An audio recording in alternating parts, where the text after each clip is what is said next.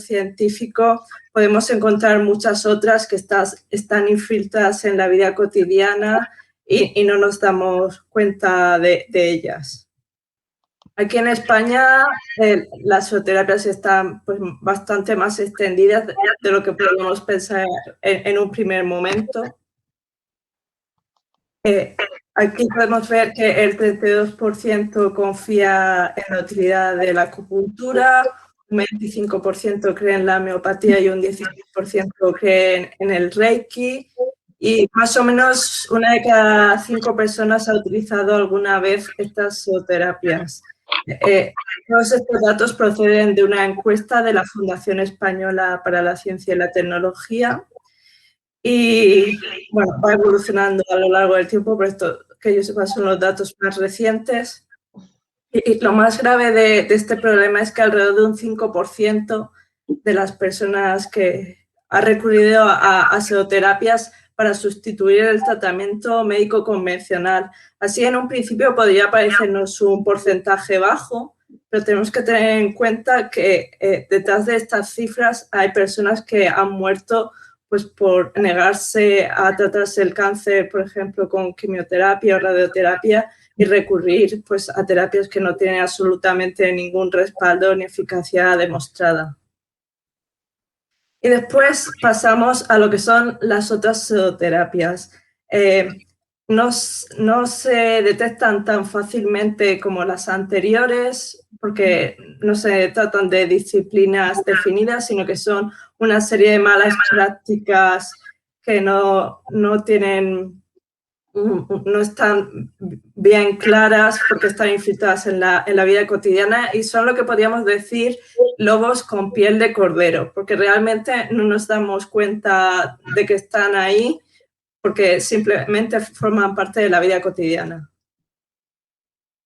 Y estas zooterapias que podríamos llamar están muy bien camufladas porque por un lado tienen el respaldo de la tradición y de las costumbres, a menudo surgen a través de modas, muchas veces tienen una apariencia científica y suelen aparecer de vez en cuando con una publicidad convincente detrás y las podemos encontrar tanto en supermercados como farmacias y otros establecimientos. Y a veces es muy complicado distinguirlas como entre las terapias de eficacia demostrada porque a veces se encuentra infiltrada entre ellas, por lo que es en general difícil para la población general pues reconocer estas zooterapias. Y vamos a pasar ahora al cuento número 1, a la mala práctica número 1, que es que se traga la lengua. Voy a poner ahora un vídeo que espero que se escuche y se vea bien, pero nada, es un fragmento corto para ilustrar una mala práctica sanitaria que de verdad es muy grave.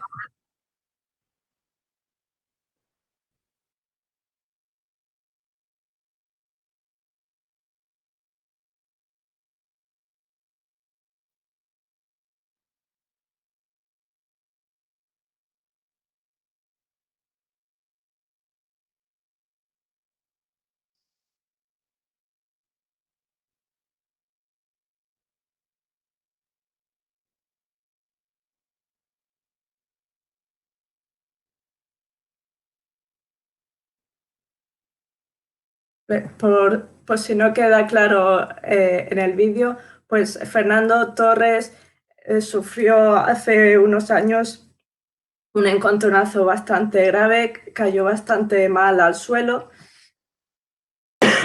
Perdón. Y lo que hicieron los compañeros, en lugar de pues, ver si respiraba correctamente, si tenía pulso, lo primero que hicieron fue abrirle la boca para tratar de sacarle la lengua, lo cual era de las peores cosas que se pueden hacer en estas urgencias, porque si Fernando Torres hubiera tenido alguna lesión en la médula, alguna lesión en el cuello, esta maniobra hubiera podido empeorarla considerablemente, incluso pues, incrementar el riesgo de que se quedase tetrapléjico en caso de lesión medular.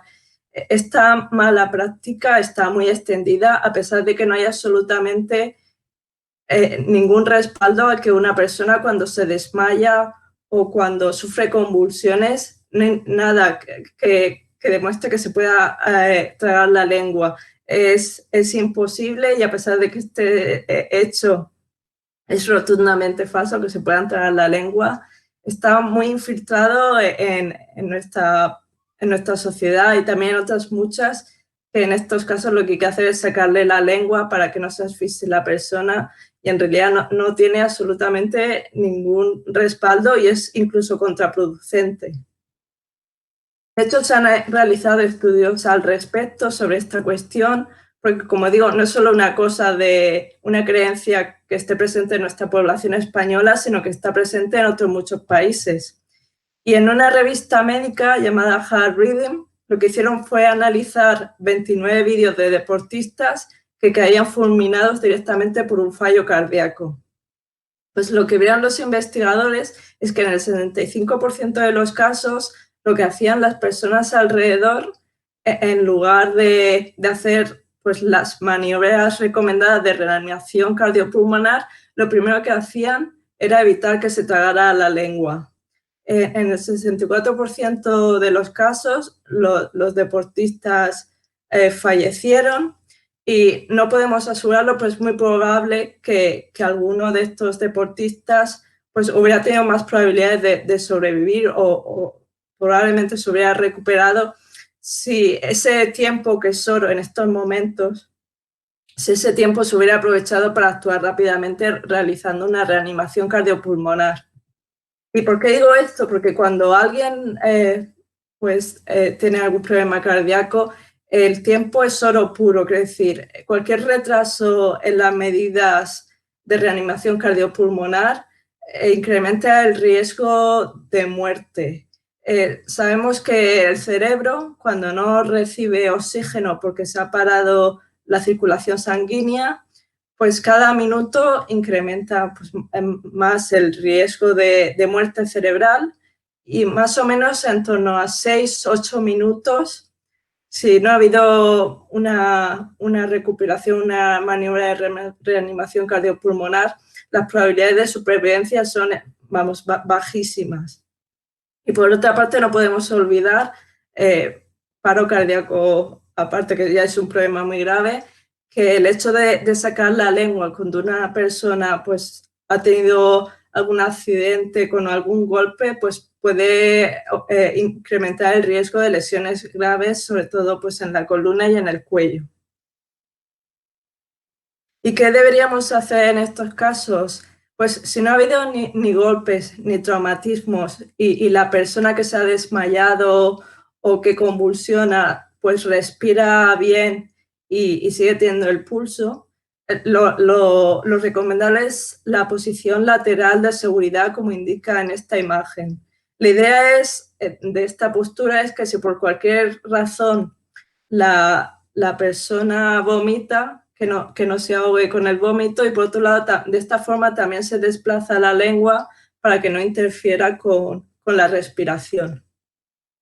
¿Y qué hacemos cuando ha habido golpes o traumatismos? Pues en ese caso es muy importante no tocar el cuello, porque como digo, corremos el riesgo de empeorar alguna lesión medular.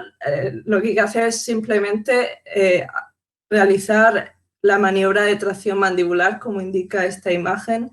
Básicamente es levantar la barbilla hacia adelante y hacia arriba para favorecer la respiración. Pero como digo, si ha habido algún accidente, es una recomendación general, siempre que se pueda hacerlo, evitar mover a la víctima, sobre todo por posibles complicaciones de daños en la médula espinal. Y aquí, pues, para relajar un poco esta explicación, pues, ¿cuándo es seguro y correcto meter los dedos en la boca? Pues, con un poco de humor, la médica de urgencias Mónica Lalanda lo describe aquí. Si alguien se ha desmayado, nunca es correcto o si convulsionan, nunca es correcto pues meter la mano para tratar de sacarle la lengua. Sobre todo puede ser mucho más peligroso en convulsiones porque nos arriesgamos a que la persona nos muerda involuntariamente o incluso podemos causarle daños en los dientes. Así que es importante tener claro este concepto porque es un conocimiento básico de urgencias.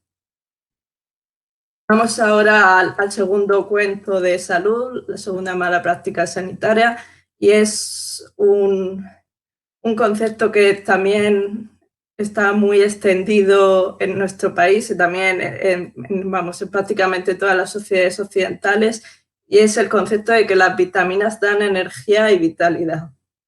Vamos ahora a pasar a un vídeo que básicamente difunde este concepto erróneo a través de la televisión.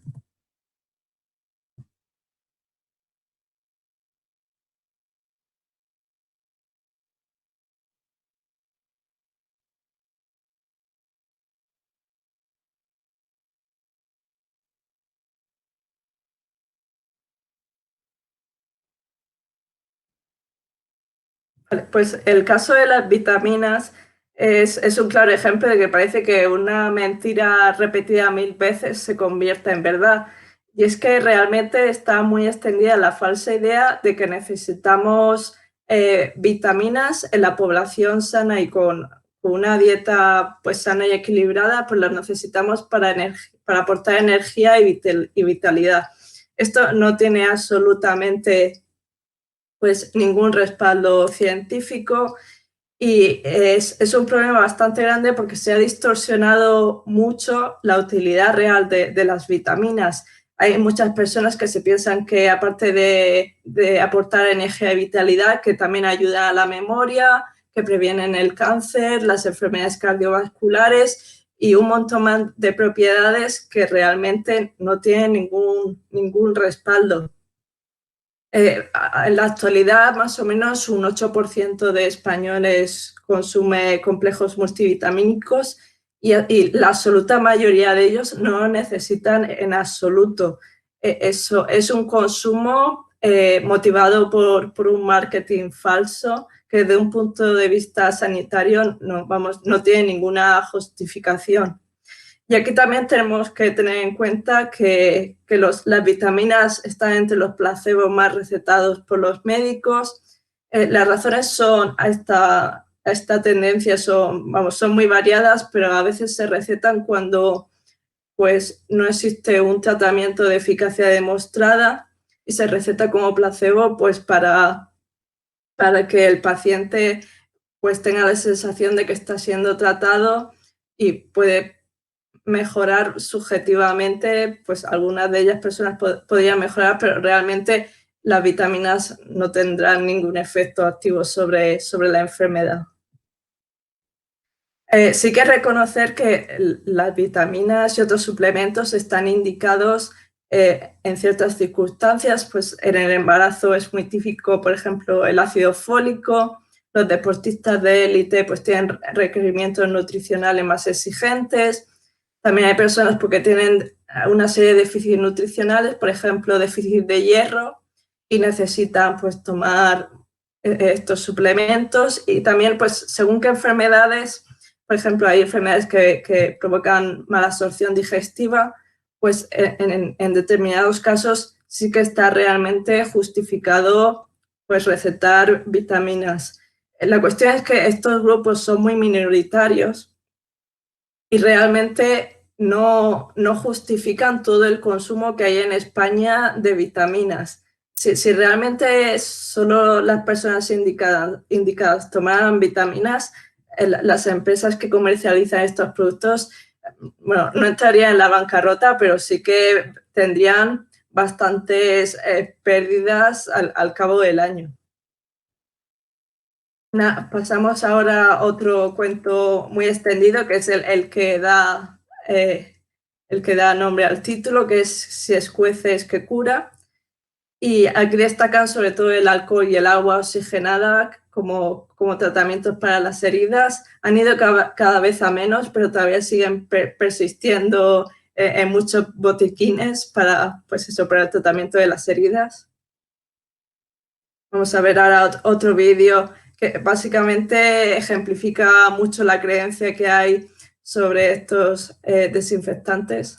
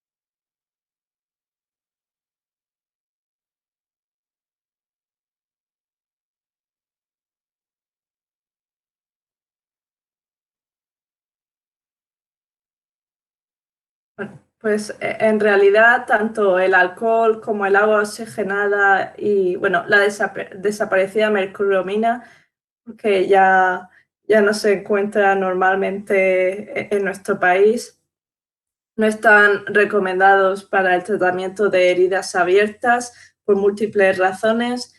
La primera es que sí que es verdad que son buenos desinfectantes, y con esto me refiero a que si la piel está intacta, no hay heridas, pues desinfectan bastante bien la herida, en el sentido de que pues destruyen o alteran los microorganismos como virus, bacterias, hongos, pues funcionan bastante bien. No están dentro de la primera categoría, pero funcionan bastante bien. El problema es que en las heridas abiertas esta serie de sustancias pues tienen una eficacia bastante baja en comparación con otros productos. Y no solo es ese problema, también está el hecho de que son muy poco específicos, en el sentido de que no solo agreden a los microorganismos que puede haber en la herida, sino que también pues provocan daños en los tejidos de la piel y etcétera. En ese sentido, por eso escuecen, porque están agrediendo a los tejidos y por eso sufrimos dolor. No es en realidad pues una indicación de que está curando, sino que en realidad pues está agrediendo nuestros tejidos. ¿Y cuáles son pues las opciones de mayor eficacia para las heridas de la piel? Bueno, la primera opción ante cualquier herida en la piel es lavar la herida con agua y jabón, y agua sobre todo abundante y templada. Y posteriormente, para evitar cualquier posterior infección, pues se recomienda tanto la povidona iodada, que muchas personas conocen como betadine, o la clorexidina en solución pues antiséptica.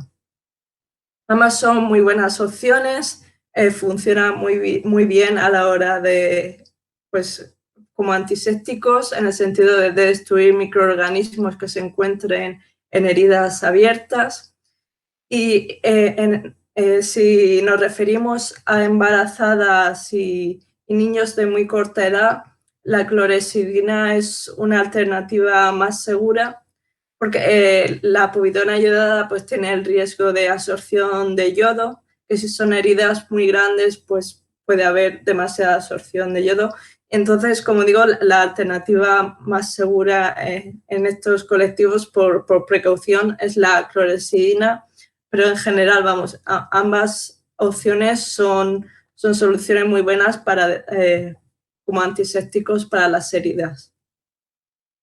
Vamos ahora a otro cuento también muy extendido, y es que pues, los mucolíticos son efectivos para los mocos durante gripes y resfriados.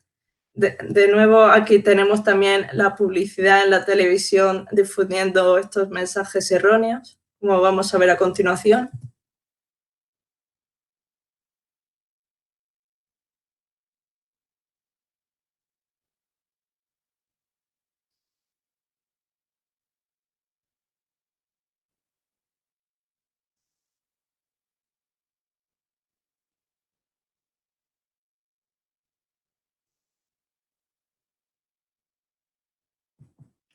Vale, pues tanto los productos de Fluimucil como... Perdona, ¿puede ser que esté desconectado, desactivado el sonido de la presentación?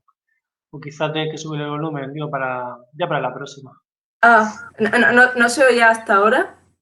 Estas dos últimas que sí que se ha notado que tenía, no se ha escuchado nada.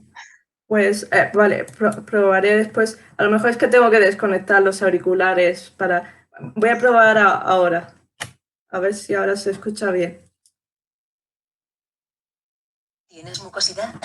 Fluimucil con una sola toma al día ayuda a romper el moco espeso y facilita su expulsión en catarros y gripes para que sigas mejor con tu vida. Descárgate con Fluimucil Forte. Y si lo prefieres en jarabe, Fluimucil Jarabe con una sola toma al día. Descárgate con Fluimucil Jarabe. Lea las instrucciones de este medicamento y consulte al farmacéutico. Pues este vídeo es el típico ejemplo de publicidad de mucolíticos que en teoría se supone que fluidifican el moco y ayudan a su expectoración. Perdón. Y aquí dentro de este grupo de medicamentos encontramos pues el Mucosan, el Bisorbon, el Fluimucil, el Flumil. La verdad es que hay una variedad bastante amplia de supuestos mucolíticos. Se vende muchísimo en las farmacias durante el otoño y el invierno, sobre todo para los niños. Y la verdad es que es una pena porque realmente no han demostrado eficacia para la expectoración y para fluidificar el moco, tanto en gripes y resfriados y mucho menos en niños. De hecho, de vez en cuando diferentes sociedades médicas pues comunican a los medios de comunicación que realmente no tiene sentido pues recetar estos jarabes para los niños porque no hay realmente evidencia científica ni estudios que respalden su uso. Sí que hay determinados casos en los que está justificado, como veremos más adelante, pero son productos totalmente innecesarios pues, en procesos leves como gripes y resfriados. No tiene, como digo, no tiene ninguna justificación que se utilicen y además no están exentos de efectos adversos. Sí que es verdad que son efectos adversos pues normalmente leves o raros, pero no tiene sentido recurrir a ellos si no tenemos realmente ninguna prueba de que sean efectivos. De hecho, las guías clínicas médicas no aconsejan en absoluto su uso, mucho menos en niños, pues para procesos muy leves como gripes y resfriados. ¿Y cuál es la medida más barata y con mayor respaldo y que tiene una recomendación, pues, vamos, que está totalmente extendida entre el colectivo médico? Pues es beber agua. Es una recomendación que probablemente hayáis oído desde el médico, que si tenemos gripes o resfriados es importante hidratarse bien. Y es lo que mejor funciona pues a la hora de fluidificar el moco y ayudar a expectorarlo. Puede ser posible que durante estos procesos gripales y catarrales pues que nos deshidratemos un poquito y es importante mantenerse bien hidratado. Muchas veces en medicina es mejor recurrir a soluciones más simples y seguras que a parafernalias que realmente no han demostrado nada en absoluto. Y aquí, como en el caso de las vitaminas, los mucolíticos sí que tienen ciertas indicaciones de eficacia demostrada. Tampoco es que tengan una eficacia muy elevada, pero sí que tienen su utilidad. Y son en enfermedades en las que el moco puede ser muy espeso y produce realmente problemas serios a la hora de respirar. Y ahí encontramos, por ejemplo, enfermedades como la fibrosis quística, la bronquitis crónica, la enfermedad pulmonar obstructiva crónica, más conocida como EPOC. Pues en estas enfermedades sí que puede estar indicados los mucolíticos, porque parece que sí, en estos casos en los que el muco realmente sí que es muy, muy espeso, parece que pueden fluidificarlo hasta cierto punto, pero como digo, la eficacia es bastante limitada. Y aquí, como digo, si los mucolíticos solo se recetasen cuando realmente está indicado, pues las empresas que los comercializan pues verían una pérdida de ingresos bastante importante. Vamos ahora a otro cuento extendidísimo. Además, con la pandemia de coronavirus, yo creo que todos nos hemos cansado de escuchar publicidad de productos que dicen que nos ayudan a nuestras defensas, lo cual, vamos, es solo la última etapa de una mentira que se ha ido repitiendo durante muchos años. Aquí podemos ver un ejemplo muy típico, pues, de publicidad expandiendo esta mentira. Laura, no te vayas, la chaqueta. Elena, prepárate que hoy tenemos mucho trabajo. Tenemos que... Mamá, era tu jefe. ¿Qué? Creo que hoy tendrás un día muy cansado. Muy Actimel. Tus defensas tienen que desayunar. Y además quiero que vuelvas a casa con ganas de jugar. Nuestro ritmo de vida puede poner a prueba nuestras defensas. Actimel con LK6 Danone contiene vitamina B6 que ayuda a nuestras defensas y a sentirnos con fuerzas. Actimel, el desayuno de las defensas también para ti. Vale, pues Actimel fue uno de los pioneros en ese sentido en fomentar la idea de que necesitamos reforzar nuestras defensas, sea lo que signifique eso. Y muchos otros productos se han sumado a esa tendencia pues, en los últimos años y, como digo, en plena pandemia ha sido, vamos, totalmente surrealista porque surgían productos diciendo que ayudaban a las defensas y protegían contra la COVID-19. La verdad es que ha sido pues, una época bastante delirante en ese sentido. En realidad, todos estos productos, tanto el Actimel como la jalea real, el propóleo, las vitaminas, la equinacia, la miel, bueno, un montón de productos realmente no han demostrado reforzar las defensas, que ya de por sí el concepto reforzar las defensas es muy engañoso. Y es que en una persona normal, sana, con una dieta equilibrada, estos productos no hacen absolutamente nada. Quiero decir, el sistema inmunitario, si funciona bien, no necesita ningún refuerzo y las personas que realmente tienen un problema en sus defensas, estos productos son totalmente inútiles, pero vamos, totalmente. Eso no impide que el concepto refuerza las defensas pues se haya distorsionado muchísimo y muchas personas piensen que en la vida cotidiana pues necesitan algún refuerzo pues para protegerse de las infecciones, no solo gripes y resfriados, sino pues como hemos visto ahora en el coronavirus, pero realmente pues no tienen ningún respaldo científico y esta serie de productos solo estarían indicados, y vamos que tampoco, si hubiera algún déficit nutricional.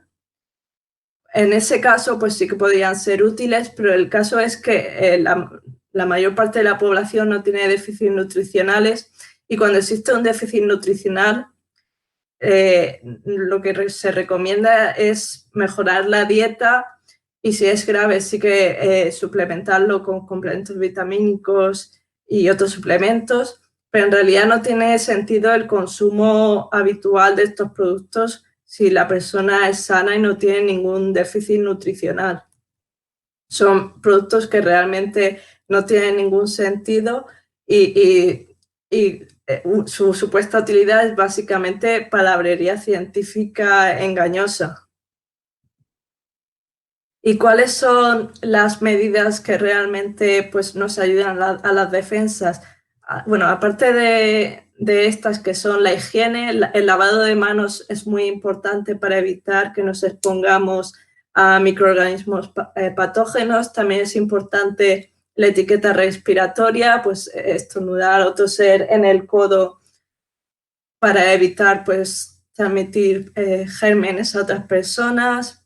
Cuando hay epidemias, si tenemos alguna gripe o un resfriado, pues evitar, si no hace falta ir al hospital, porque podemos transmitir los gérmenes a personas vulnerables. Y, por ejemplo, las vacunas son realmente un refuerzo inmunitario de verdad, que de verdad funciona. Y más allá de estas medidas, pues es importante dormir bien, hacer ejercicio físico con frecuencia, alimentarse correctamente e intentar limitar el estrés, pues para que nuestras defensas funcionen con normalidad. En realidad, pues no hay ningún producto alimentario que realmente demuestre reforzar las defensas, porque las medidas de verdad de eficacia demostrada para ayudar o reforzar el sistema inmunitario son estas últimas que he comentado. Vamos ahora a un cuento de salud que se extendió hace pocos años y que todavía sigue presente, y que las estrellas de televisión y de Hollywood pues han contribuido mucho a extender este cuento.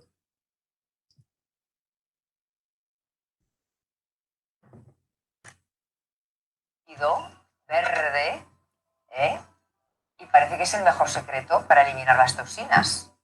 Bueno, y eso no solamente lo pueden beber las famosas, ¿no, Marilo? Ese es un batido, pero en Saber Vivir tú sabes que nuestro equipo de investigación en serio ha tratado de averiguar de qué se trata ese batido y hemos dado con la clave de que es un depurador para quitarte las toxinas.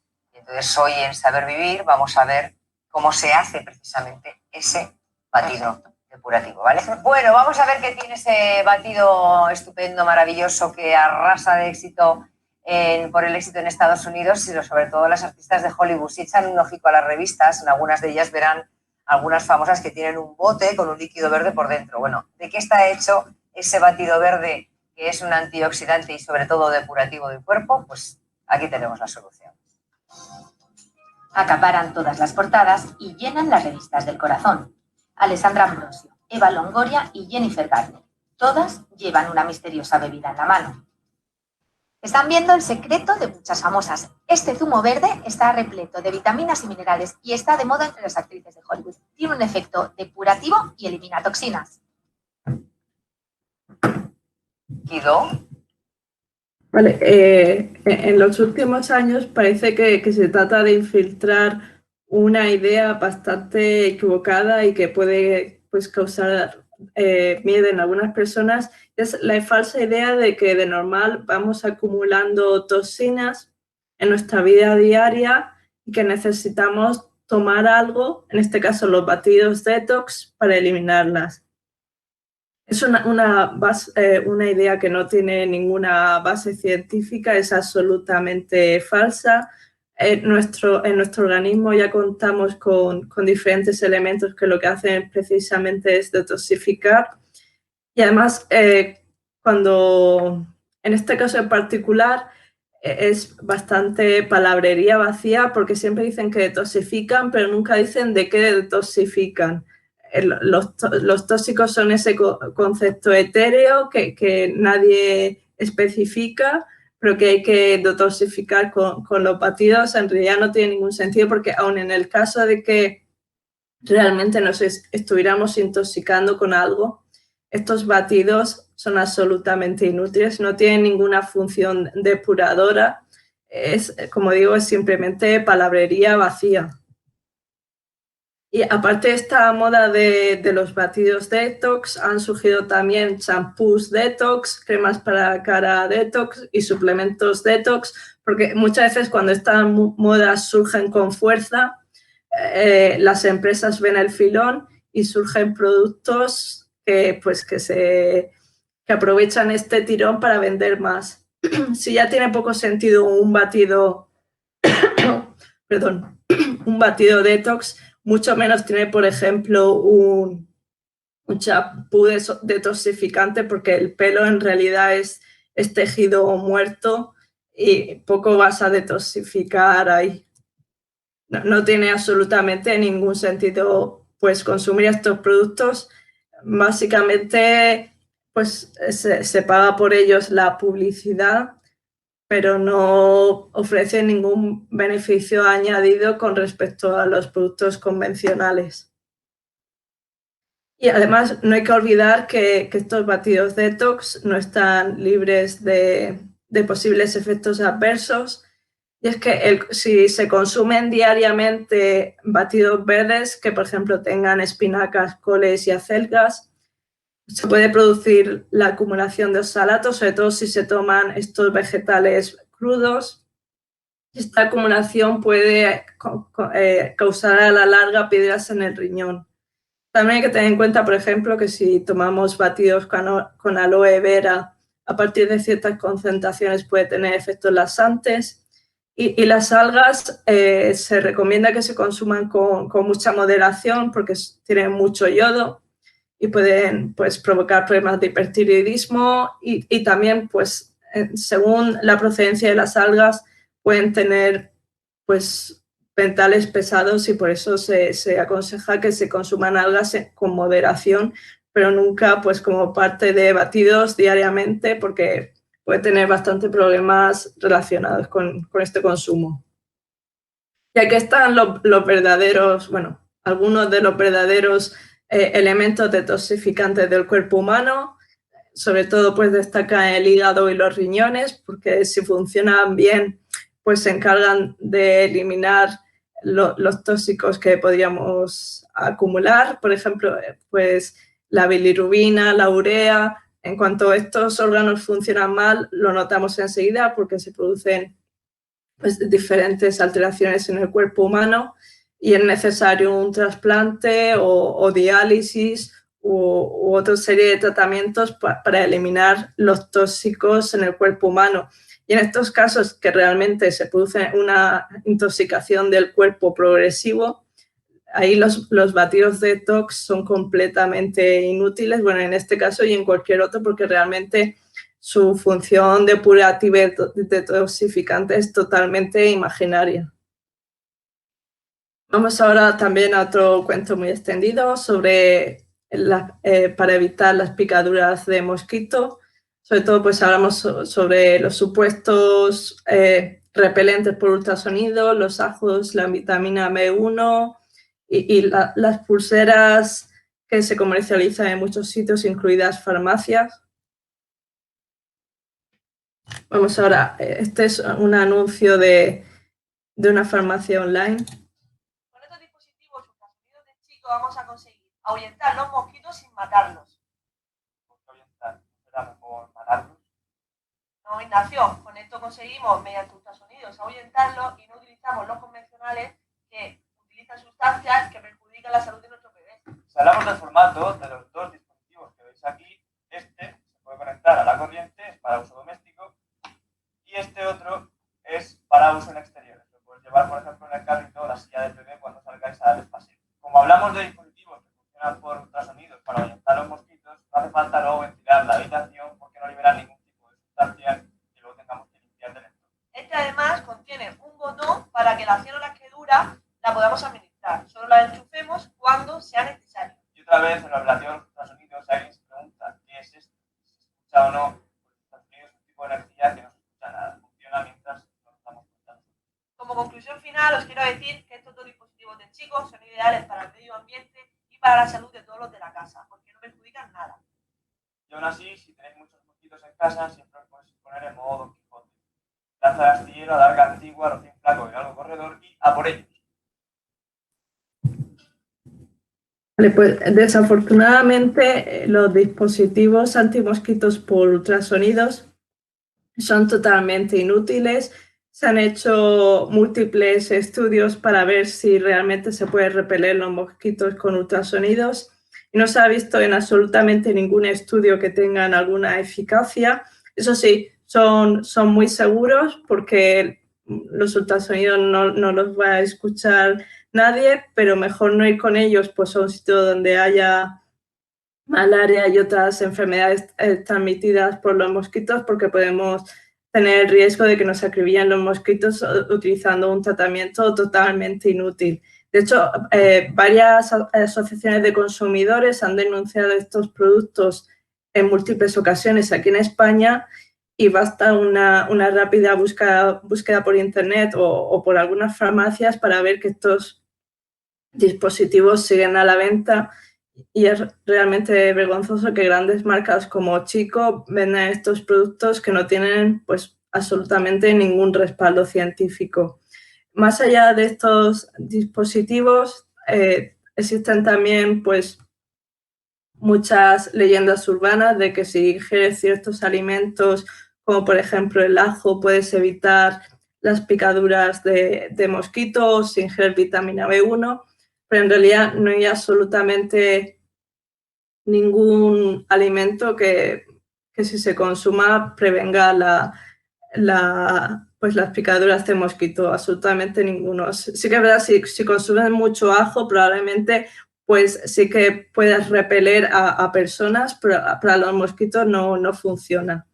Y más allá del consumo de ciertos alimentos, se venden también en muchos establecimientos pulseras repelentes y en estos casos tienen un gran problema y es que su radio de acción es muy limitado, solo pues unos cuantos centímetros desde donde está la pulsera y eso no permite una protección total del cuerpo, por lo que no se recomienda en absoluto pues estas pulseras. Se han hecho pues algunos estudios y se ha visto pues que entre que su radio de efecto es muy limitado y la duración repelente en sí también pues dura muy poco, no se recomienda en absoluto para evitar las picaduras de mosquito. Todos estos artilugios no están recomendados para evitar las picaduras de mosquito y la verdad es que es una pena que existan pues estos métodos engañosos cuando pues no hay nada que inventar, tenemos muchos métodos de eficacia demostrada para evitar las picaduras de mosquito, no se trata de reinventar la rueda, pues las mosquiteras son muy recomendables, después el tratamiento de aguas estancadas para evitar la proliferación de mosquitos es también pues algo obligatorio cada año para evitar que proliferen.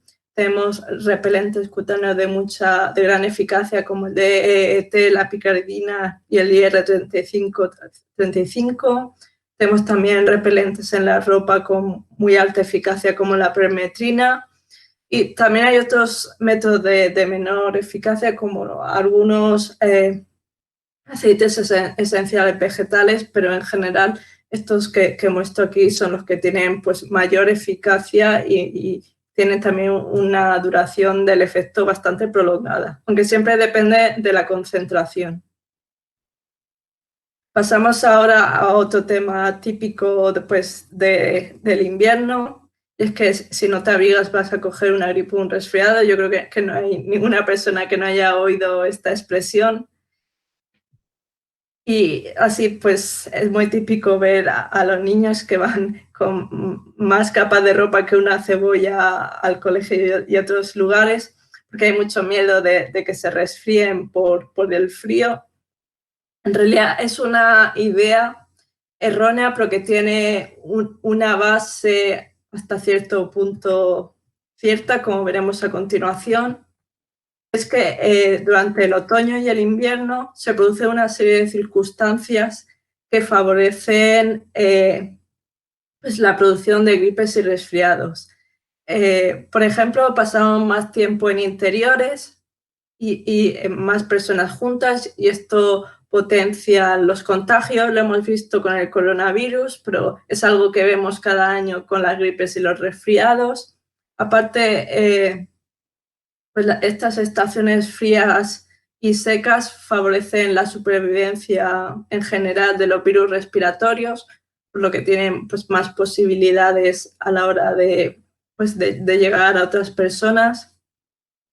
Y aparte el frío puede interferir con las mucosas respiratorias, con las barreras defensivas, por así decirlo, e incrementar las posibilidades de contagio. En realidad, quiere decir, el frío no causa resfriados ni gripes, son los virus y lo que pasa en las estaciones más frías es que se da una serie de condiciones que favorecen que los virus pues, se transmitan mejor entre las personas.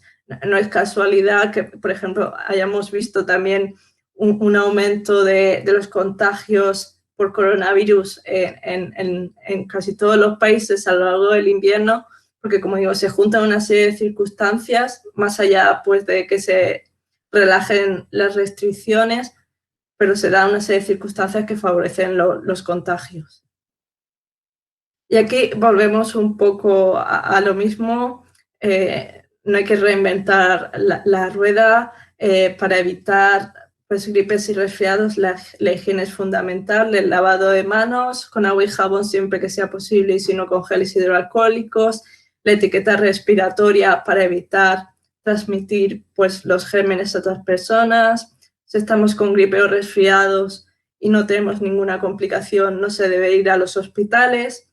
Y si está indicado, pues la vacuna contra la gripe o ahora, por ejemplo, la vacuna contra el coronavirus, pues es el mejor refuerzo inmunitario que tenemos.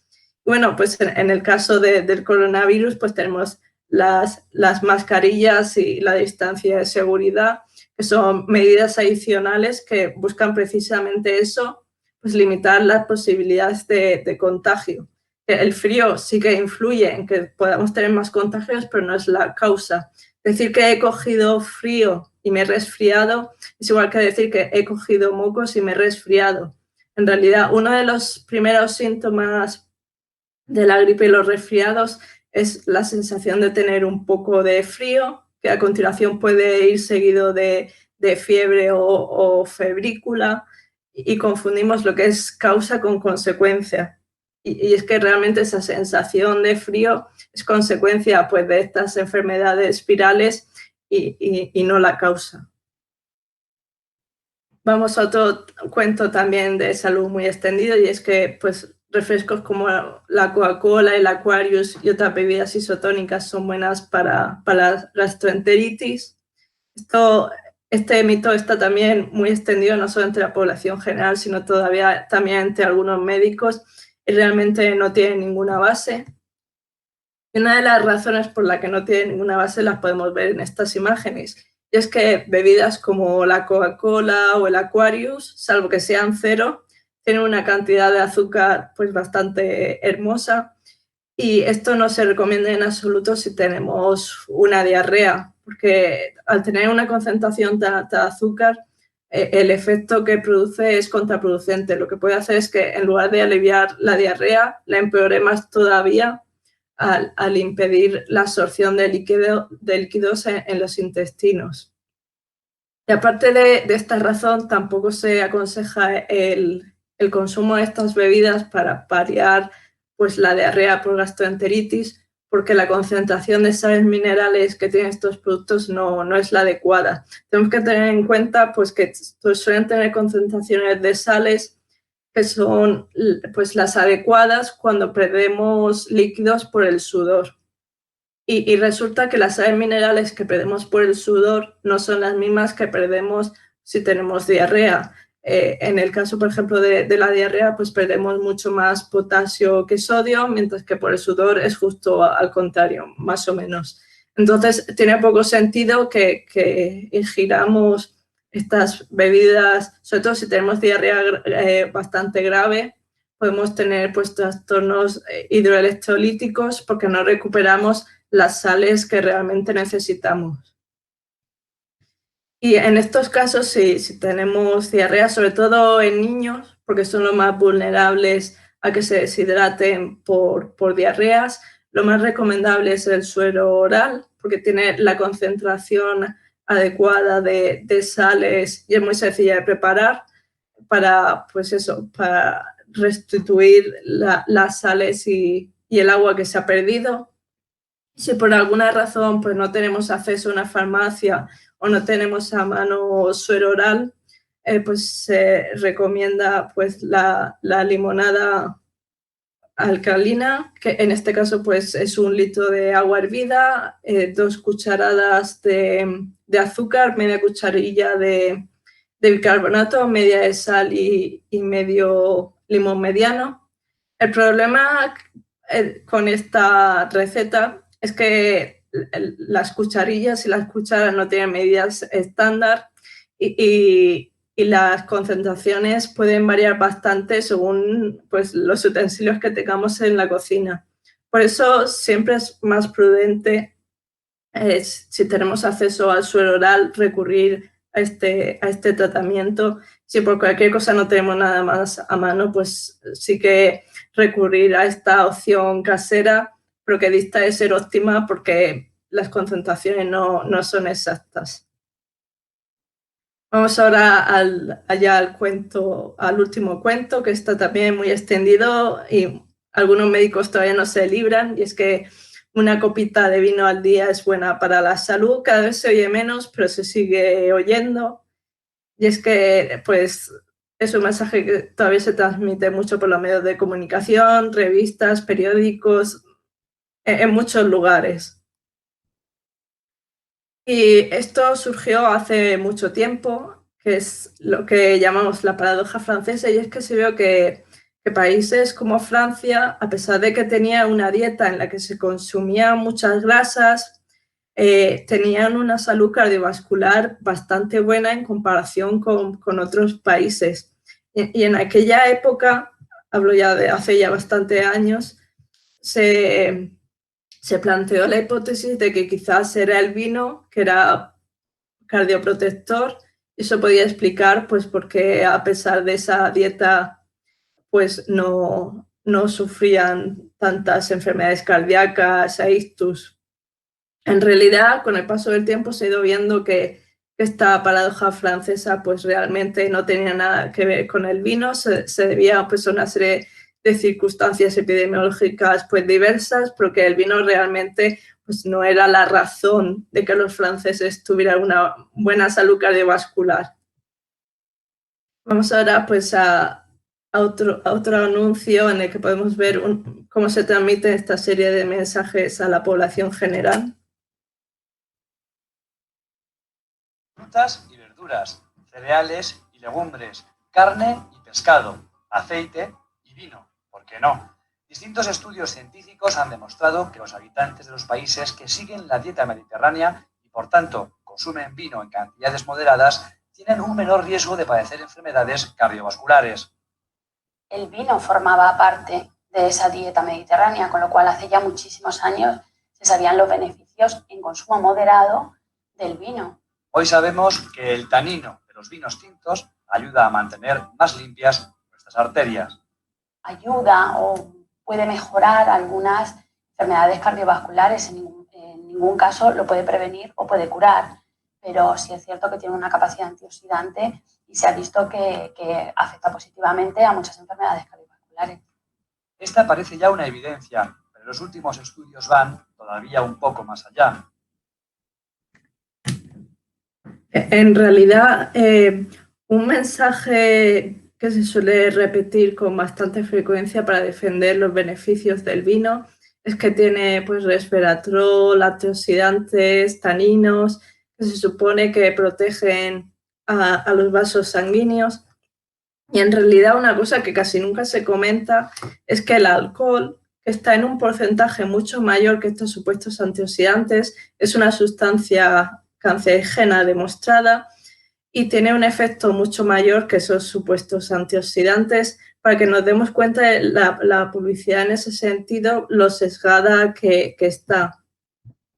En los últimos años pues, han surgido estudios tanto epidemiológicos como también pues, ensayos clínicos que nos muestran que aunque consumamos de forma moderada alcohol, incluso aunque sea cerveza o vino, no hay en realidad un efecto protector, sino que se incrementa el riesgo de cáncer, sobre todo cáncer digestivo. También hay un mayor riesgo de hipertensión o de ictus. Y en general se ha visto que si existe algún efecto protector para el corazón, es pequeño y no compensa los riesgos mayores y asociados a otros elementos del cuerpo humano. El problema es que aún hoy pues, existen muchos mensajes erróneos que se transmiten por los medios de comunicación. Aquí en España tenemos el Centro de Información Cerveza y Salud, la Fundación para la Investigación del Vino y la Nutrición, que básicamente lo que hacen es alabar las bondades de estas bebidas alcohólicas. En sus páginas web, pues eso, hablan maravillas de estas bebidas, pero no mencionan ninguno de sus riesgos, de forma que la información que transmiten estas instituciones pues es totalmente sesgada y no se ajusta a la realidad científica, que cada vez pues es más aplastante, que realmente no hay ningún motivo de salud para el consumo de alcohol, porque los riesgos no superan al pequeño beneficio que hay, que podría pues ser cardioprotector. Sinceramente, vamos, que no compensa.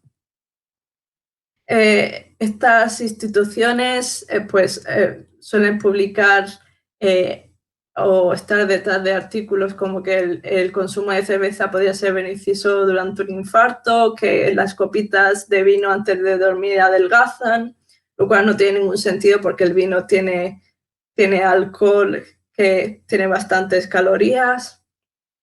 Y siempre pues, es muy típico que se diga que se avalan los beneficios de la cerveza en el marco de la dieta mediterránea, cuando en realidad pues, estas bebidas son totalmente prescindibles de la dieta mediterránea. No tiene ningún sentido, pues como digo, recurrir a estas bebidas por motivos de salud, porque lo que indican todos los estudios de estos últimos años es que, pues, sobre todo en cuanto a cáncer, incrementan bastante el riesgo.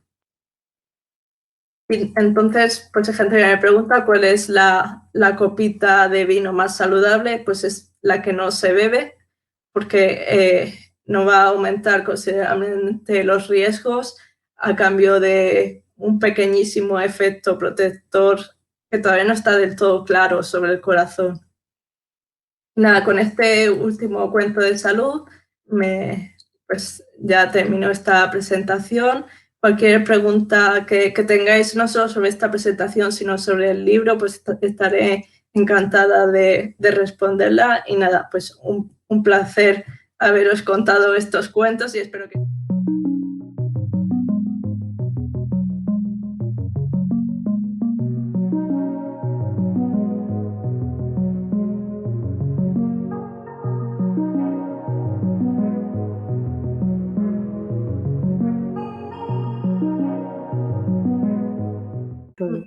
Sí, sobre el consumo frecuente de batidos detox, pues depende mucho de la variedad de estos batidos. Quiero decir, no es lo mismo consumir todos los días vegetales verdes como, por ejemplo, pues espinacas con razones principales. La primera es porque al consumirlos enteros, pues tienes mucha más fibra, que es muy beneficioso para la salud intestinal. Y por otro lado, porque al consumirlo como batidos, la saciedad es mucho menor.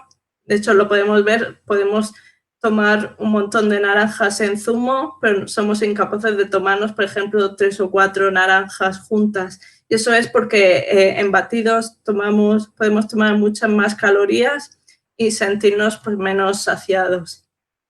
Por eso yo siempre recomiendo que, a ver, está bien consumir zumos y batidos, pero la forma óptima son siempre pues, vegetales y verduras, pues cuanto menos procesados estén, mejor.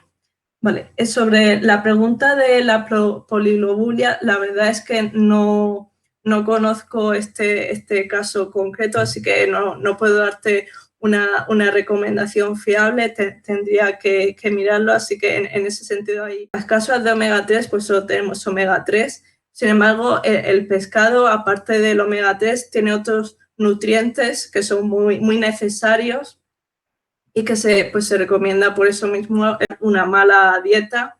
Y de hecho los complementos dietéticos están obligados por ley a decir en sus envases que no sustituyen una dieta sana y equilibrada. Y es que esto es así. Los suplementos dietéticos están bien bajo ciertas circunstancias, cuando hay déficits nutricionales o por casos concretos en los que una dieta no sea suficiente, pero en general para personas sanas no se recomiendan.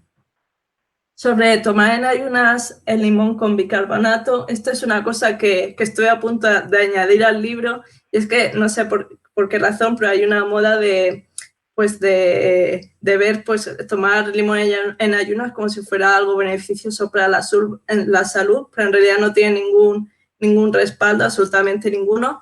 Y además, el único efecto que podría tener si se consume algo con limón con mucha frecuencia es que afecte un poco al esmalte de los dientes, porque también depende de la concentración de limón que tomemos con el agua, pero beneficio para la salud, vamos, no tiene ninguno. Y sobre los condoprotectores, realmente no hay ningún respaldo, y de hecho en este último año ha evolucionado bastante la ley al respecto, y parece que el gobierno está en proceso de retirar la financiación pública de los condoprotectores precisamente por eso, porque no se ha observado realmente que aporten un beneficio para las articulaciones y cuestan muchos millones a las arcas del Estado, y teniendo en cuenta los gastos de salud que tenemos, es mejor destinarlo a tratamientos de eficacia demostrada y no a supuestos medicamentos que en otros lugares no tienen ninguna financiación, y de hecho ni siquiera se consideran medicamentos. En muchísimos países se consideran complementos dietéticos, y los médicos no recetan en absoluto. Es una cosa que probablemente veamos a lo largo de este año, que se retire la financiación por parte del Sistema Nacional de Salud. Y bueno, creo que he podido responder a todo. Muchas gracias.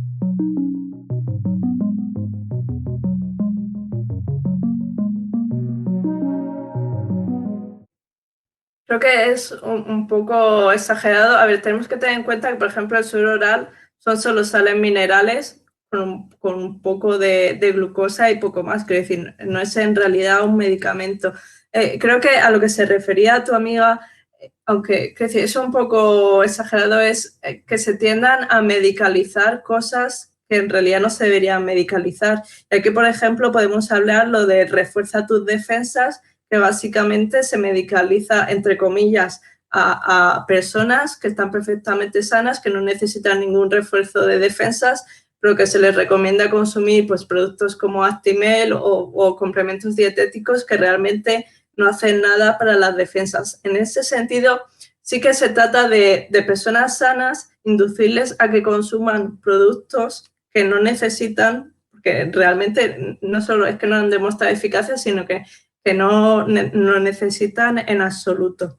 En el caso del suero oral, es que está totalmente indicado para la diarrea, y es una cosa que tiene un respaldo científico muy amplio, porque aquí en países desarrollados las diarreas muy raramente provocan muertes. Sí que si se producen por bacterias muy agresivas sí que pueden provocar la muerte, pero no es lo normal. Sin embargo, en los países desarrollados mueren millones y millones de niños por diarreas, y ahí colectivos como Médicos Sin Fronteras y otros médicos que atienden a estas personas son perfectamente conscientes de que cuando se aplica suero oral salva vidas, porque no se deshidrata en exceso ni tienen desequilibrios hidroelectrolíticos. Entonces, en ese sentido, creo que es un mal ejemplo representar lo del suero oral como ejemplo de medicalización de la vida, porque está más que justificado, y el suero oral salva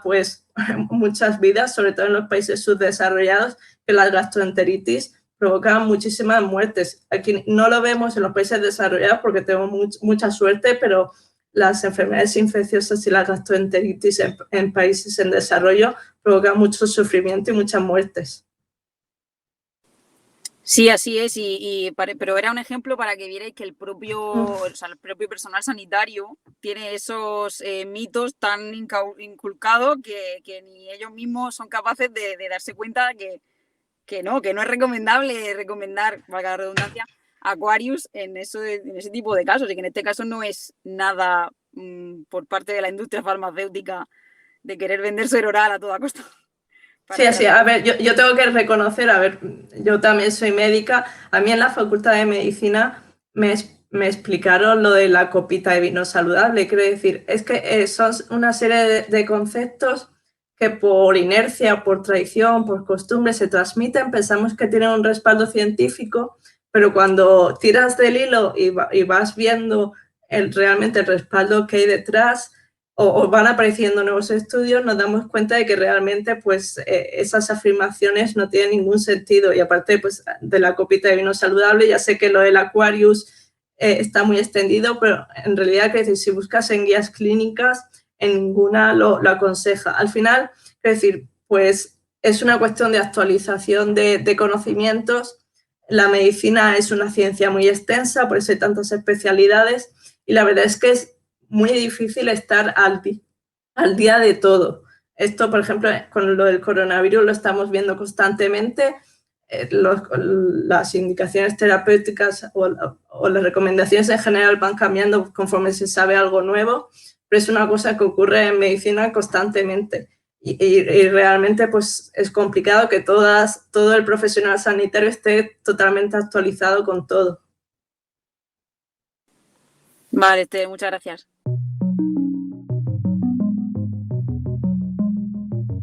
La vitamina D es un caso bastante especial.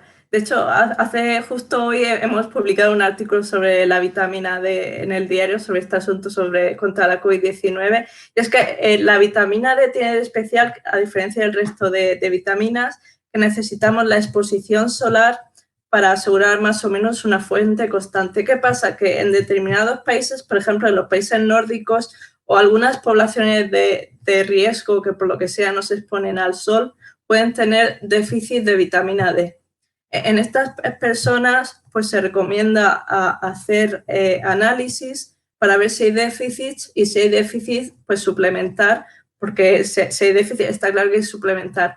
¿Qué dicen las guías clínicas en general? Que no está recomendado en la población general aportar suplementos de vitamina D. Lo que se recomienda es que pues cada día haya pues una exposición de 15-20 minutos pues en la cara, los brazos y las manos al sol sin protección solar para asegurar ese mínimo de síntesis de vitamina D sin que incrementemos pues de forma evidente el riesgo de cáncer de piel, porque claro, aquí es el equilibrio entre pues, el riesgo de cáncer de piel por la exposición al sol y la síntesis de vitamina D.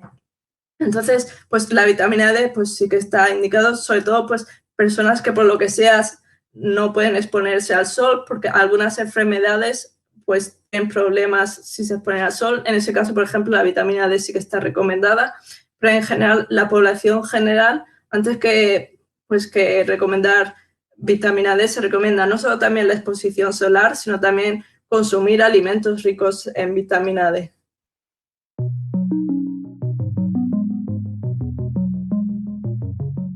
La pregunta. Sí, lo de los probióticos, esa es muy buena pregunta porque ahora mismo el terreno de los probióticos en cuanto a evidencia científica podríamos decir que es un campo de minas. ¿Por qué digo que es como un campo de minas?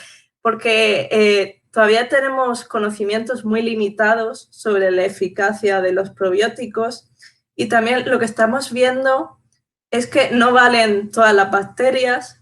Es decir, hay algunas que sí parece que sí que funcionan y otras no. Es decir, el hecho de recomendar probióticos en general parece que no es una medida acertada, sino ciertas cepas para indicaciones muy concretas. Y lo que estamos viendo es que, salvo indicaciones muy concretas, por ejemplo, ciertas diarreas para recuperarse antes o algunos otros problemas muy concretos, de momento, pues salvo esas excepciones, el respaldo científico es muy, muy débil. También te comento que tenemos en general pues un conocimiento muy limitado en esta materia. Que yo sepa, bueno, la última vez que revisé esta información al respecto no había ningún producto alimentario que hubiera demostrado algún beneficio adicional para la salud. Y como digo, es una cosa que a lo mejor puede cambiar en los próximos años porque hay bastante incertidumbre y bastante escasez de conocimientos. Pero sí que parece que no todos los probióticos valen, que depende de qué bacterias estemos hablando. Y las indicaciones para las que pueden ser beneficiosas, pues hay bastante discusión y todavía sabemos bastante poco. Es uno de los temas que contemplé en el libro, pero como la información todavía era un poco limitada, preferí no mojarme y lo dejé fuera.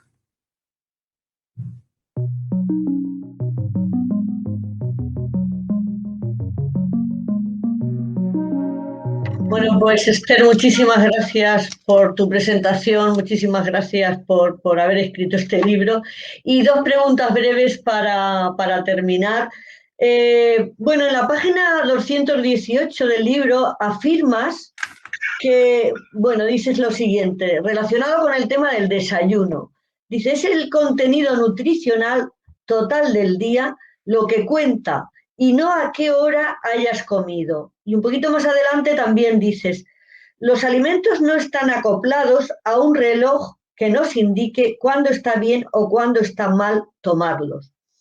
Me ha parecido que podría entrar un poco en contradicción con lo que nos contó anteriormente Marta Garaulet de los relojes de la vida, cómo es aconsejable pues cenar temprano, comer también antes de las 3 de la tarde. ¿Qué piensas de esto? ¿Qué evidencia científica hay en todo esto?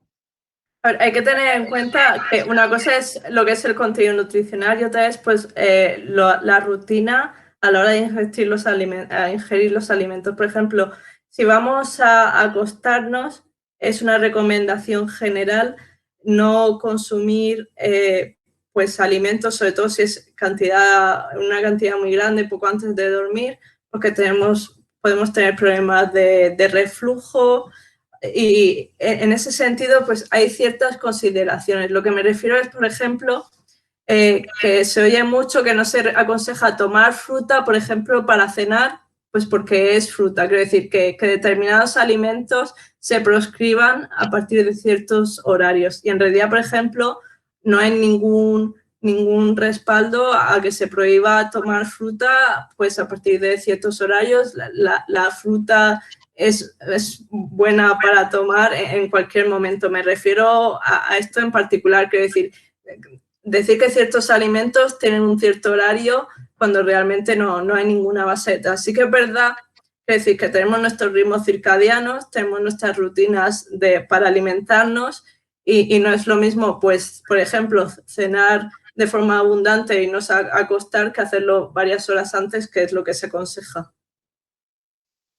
Bien, otra pregunta también.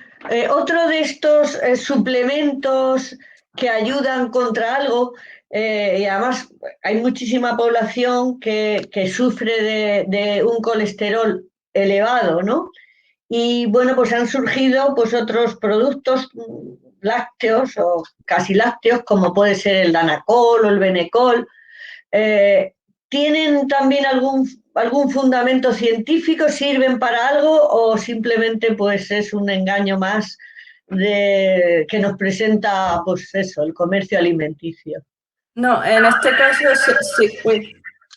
Perdón, que me digo a mí misma y me digo mal. En este caso sí que tiene un respaldo. De hecho, la Autoridad Europea de Seguridad Alimentaria lo respalda y lo que hacen es que pues, interfieren con la absorción de grasas, de forma que si alguna persona está a dieta, digamos que es una ayuda adicional. Es decir, no te da pues garantías de nada, pero dentro de una dieta, pues para perder peso ayuda hasta cierto punto. Es decir, no son productos que hagan milagros, pero sí que se ha visto que algo de efecto tienen. Es decir, no es como otros muchos productos en el supermercado que prometen muchas cosas y no tienen respaldo. Esto sí que sabemos que pueden ayudar a la hora de las dietas.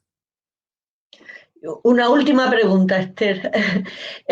Ahora cuando pasas a una farmacia, realmente te parece que no pases a una farmacia, sino que pases pues eso, a algún supermercado porque te ofrecen multitud de productos, tanto pues tipo vitaminas, suplementos alimenticios, como cremas para la cara. Pues yo he visto mucho lo del, ya que has comentado tú en tu libro y hablas del resveratrol, pues ¿sirven para algo todas esas cremas con esos suplementos que además alcanzan unos precios desorbitados con el Resveratrol y todo ese tipo de cosas, o realmente da igual qué crema hidratante uses para tener la piel más o menos normal, con la edad, por supuesto.